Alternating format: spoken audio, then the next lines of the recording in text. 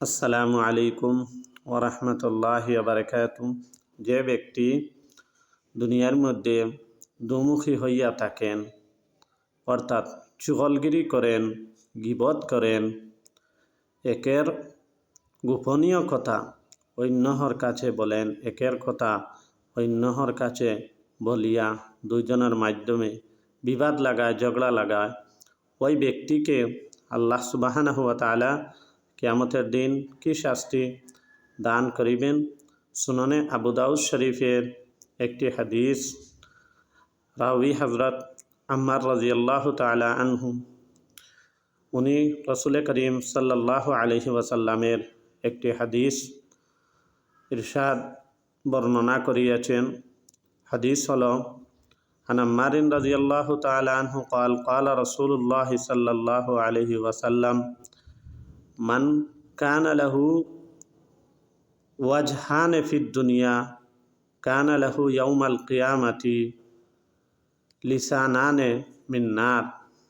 অর্থাৎ হযরত আম্মার রাদিয়াল্লাহু তাআলা আনহু বর্ণনা করেন, রাসূল করিম সাল্লাল্লাহু আলাইহি ওয়াসাল্লামের ইরশাদ, যে রাসূলুল্লাহ সাল্লাল্লাহু আলাইহি ওয়াসাল্লাম ইরশাদ ফরমাইয়াছেন, যে ব্যক্তি দুনিয়ার মধ্যে দুমুখী হইয়া চলবেন, অর্থাৎ চুগলগিরি করবেন, কিয়ামতের দিন আল্লাহ পাক রব্বুল আলামিন ওই ব্যক্তির জিহ্বাকে দুমুখী বানাইয়া দিবেন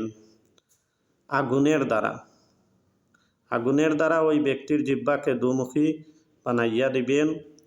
এবং কুরআন মজিদের মধ্যেও আল্লাহ পাক রব্বুল আলামিন ইরশাদ ফরমাইয়াছেন, যে ব্যক্তি চুগলগিরি করেন, ওই ব্যক্তি গীবত করেন, ওই ব্যক্তি যেন তার নিজের মৃত্য ভাইয়ের গোশত যেন খাইল।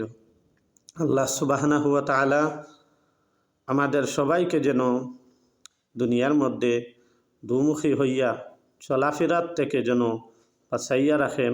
কারণ যে ব্যক্তি দুনিয়ার মধ্যে মুনাফিকি কাজ করেন, চুগলগিরি করেন, আল্লাহ পাক রব্বুল আলামিন ওই ব্যক্তির জন্য কাল কিয়ামতের দিন অনেক বড় আযাব রাখেছেন, অনেক বড় শাস্তি দান করবেন।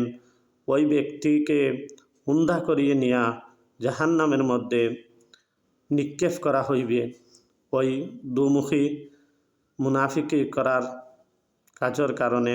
আল্লাহ সুবহানাহু ওয়া তাআলা আমাদের সবাইকে যেন দুমুখী হওয়ার থেকে বিরত রাখেন এবং সর্বদা রসুলের